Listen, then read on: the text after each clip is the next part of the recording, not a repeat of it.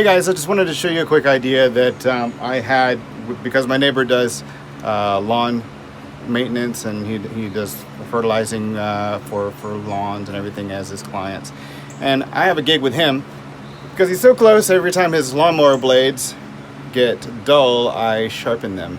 And these are relatively easy to sharpen. And this is a good little side hustle for those of you who have a belt grinder. 72 by 72 is what I have. I'm just using a 36 grit. It's kind of worn down, so it's more like a 80 grit. Anyways, I have a balancing thing. Actually, I don't even own this. My neighbor did. He just had bought this a while ago, but these are cheap. What it is, it's like a pendulum. I think it's what it is, a pendulum balancing scale that has different rings in it. Let's see if I can show you guys. Different rings in it so that it can attach to many different size blade holes. But it just gets bolted on, or it just sits on top where it gets bolted on, and it balances it. And if it's too heavy, it'll lean towards one. This one, I reground.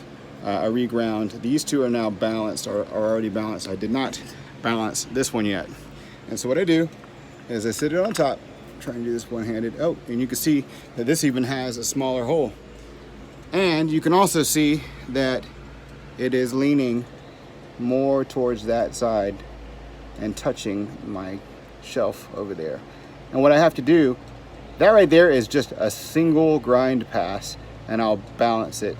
And let me do that, and I'll do that real quick. Single pass, and we'll put it back on the scale. All right, so this side was the side that was leaning. I'm gonna flip on the machine. I'm gonna do a single pass. And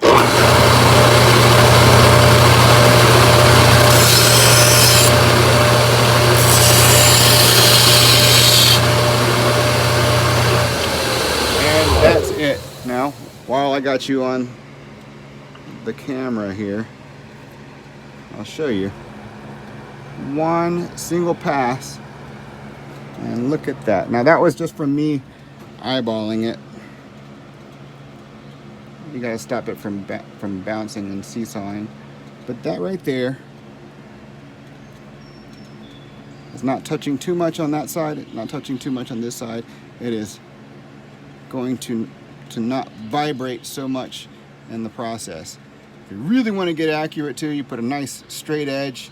I can tell that this is level just because I can eyeball the fact that this is level and perfectly horizontal.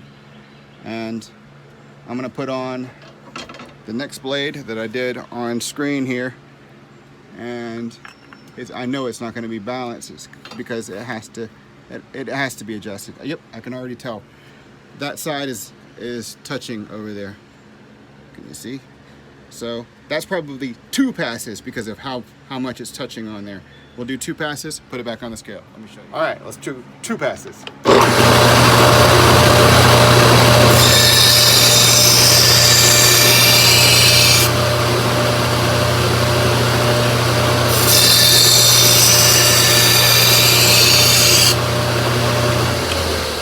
And there you have it. That is about as good as it can get. Actually, that last one I needed about a pass and a half. I had to go back and adjust it. So all I'm gonna do from here, from a 36 grit belt, is just take a file to the edge and just clean it up, take off the burrs. In retrospect, I probably should have cleaned off the grass, because even the weight of the grass can throw it off a little bit, but there's no real big chunks of grass on here. And you know, that's the main thing.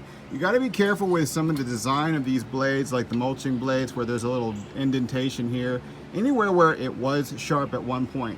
And with anybody that brings you a blade, you might want to ask have them give you a picture, or actually a new blade to go by what the original blade looked like and what kind of angle it was at, because you got to think over time that angle is going to change. It's not a super steep angle. It's not blunt. It is kind of in between a knife edge and an axe. It's kind of like at a 45 degree. So you're going to want to try and get it right, because these things are going super fast and are being powered by a big machine, and it doesn't need to be razor Ginsu sharp. So there you go. There's my little idea.